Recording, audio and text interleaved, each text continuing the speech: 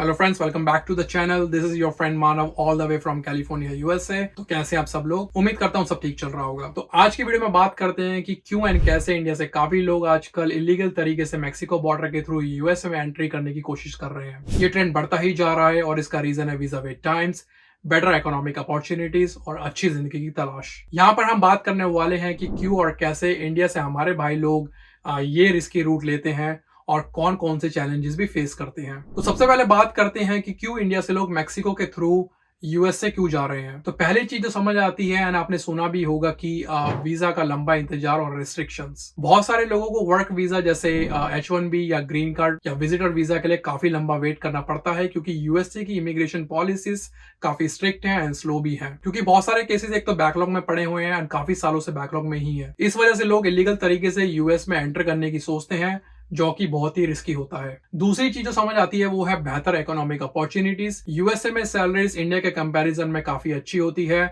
काफी लोग better standard of living और फाइनेंशियल सिक्योरिटी के लिए ऐसा रिस्क उठाते हैं। तीसरी चीज जो दिखती है वो है इकोनॉमिक हार्डशिप एट होम, मतलब कि घर में थोड़ी पैसों की प्रॉब्लम। कुछ लोग अपनी कंट्री में इकोनॉमिक प्रॉब्लम्स, जॉब की कमी या पर्सनल प्रॉब्लम की वजह से या पर्सनल प्रॉब्लम से भागने के लिए इलीगल एंट्री की तरफ चले जाते हैं। तो ये तीनों बातें जो हमने डिस्कस करी अभी यहाँ पर, इन सभी मामलों में लोग असाइलम के लिए क्लेम करते हैं, ये कहकर कि वो अपनी कंट्री में सेफ नहीं है या जिसकी वजह से उनको यूएस आना पड़ा। और ऐसे क्लेम अप्रूव एंड रिजेक्ट दोनों हो सकते हैं, जिसके बारे में मैंने ऑलरेडी अपनी इस वाली वीडियो में डिस्कस किया हुआ है, so please go and check out. अब थोड़ा डिस्कस करते हैं मैक्सिको का रूट, जैसे मैक्सिको रूट कैसे काम करता है। तो जो पहली बात है वो है स्मगलिंग नेटवर्क, जिसमें मैक्सिको में काफी ऑर्गेनाइज सेटअप है जो माइग्रेंट्स को यूएसए बॉर्डर क्रॉस करवाने में मदद करते हैं। ये नेटवर्क पर पर्सन $20,000 से $50,000 पर पर्सन तक चार्ज करते हैं और आपको बॉर्डर क्रॉस करवाते हैं। दूसरा है फेक डॉक्यूमेंट्स, जिसमें कुछ माइग्रेंट्स फेक पासपोर्ट या टूरिस्ट वीजा का यूज करके लैटिन अमेरिका की कंट्रीज जैसे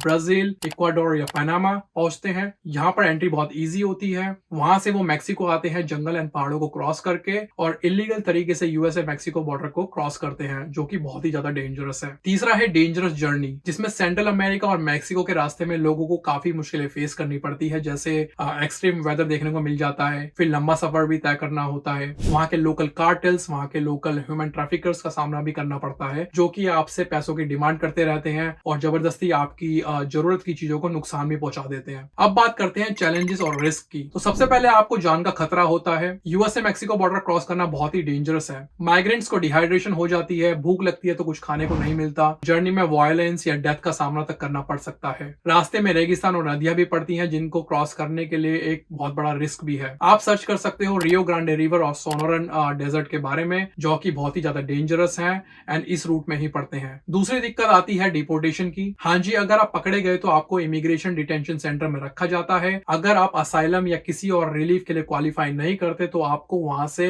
वापस इंडिया डिपोर्ट कर दिया जाता है। तीसरी दिक्कत आती है स्मगलर्स का एक्सप्लॉयटेशन, मतलब कि स्मगलर द्वारा किया जाने वाला शोषण। तो जो ह्यूमन स्मगलर, जिसको कोयोटीज भी बोलते हैं, जो माइग्रेंट्स को इलीगली बॉर्डर क्रॉस करवाते हैं, वो लोगों से ज्यादा पैसा चार्ज करना स्टार्ट कर देते हैं और कभी कभी बीच बीच में रास्ते में आपको छोड़ भी देते हैं या फिर आपको अब्यूज करना स्टार्ट कर देते हैं। चौथी दिक्कत जो आती है वो है लंबा लीगल प्रोसेस। हाँ जी, इलीगल एंट्री करने के बाद यूएसए पहुंच भी गए तो आपको बहुत लंबे और कॉम्प्लिकेटेड लीगल प्रोसेस फेस करनी पड़ती है, जिसमें असाइलम क्लेम करना या इमिग्रेशन चैलेंजेस से गुजरना भी होता है। तो आगे बढ़ते हैं एंड अब बात करते हैं इंडियन माइग्रेंट्स की इलीगल एंट्री में बढ़ोतरी। हाँ जी, तो यूएस बॉर्डर पेट्रोल ने यह रिपोर्ट किया है कि इंडिया से आए काफी लोग ज्यादातर मैक्सिको बॉर्डर क्रॉस करने की कोशिश कर रहे हैं। 2022 की एक रिपोर्ट में आया था कि हजारों इंडियन माइग्रेंट्स को यूएसए मैक्सिको बॉर्डर पर पकड़ा भी गया है। दूसरी चीज जिसमें इंडियन माइग्रेंट्स कोई इलीगल एंट्री में बढ़ोतरी हुई है वो है कहीं ना कहीं सोशल मीडिया या फिर रिलेटिव या फ्रेंड से इन्फ्लुएंस्ड, क्योंकि लोग दूसरों से सुनते हैं कि ये रूट सक्सेसफुल हो रहा है और उन्हें लगता है कि ये उनके लिए भी इजी ऑप्शन हो सकता है कि यूएस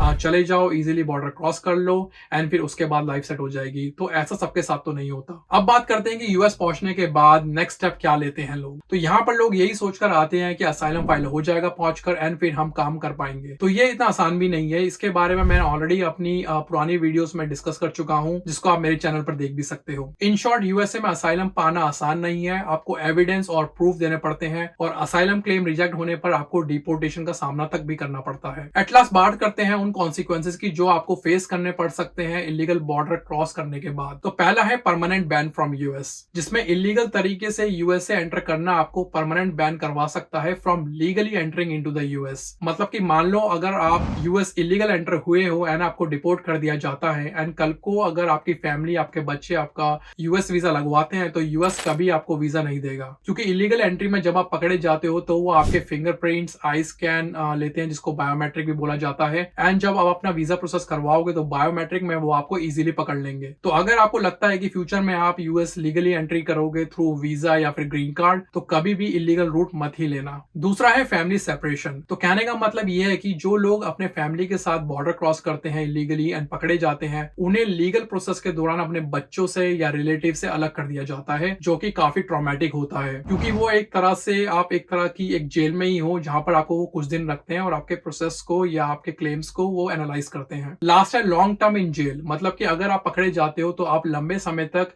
जेल में भी बिता सकते हो एंड उसके बाद आपको डिपोर्ट भी किया जा सकता है अगर आपका केस स्ट्रांग नहीं है या फिर अगर आपका केस रिजेक्ट हो जाता है। तो दोस्तों ये थी कुछ बातें यूएस में इलीगली एंटर करने से रिलेटेड। अगर आपका कोई क्वेश्चन है तो आप नीचे कमेंट में ऐड कर सकते हो एंड मैं आपको रिप्लाई करने की पूरी कोशिश करूंगा। तब तक के लिए bye bye and take care, stay healthy and stay safe.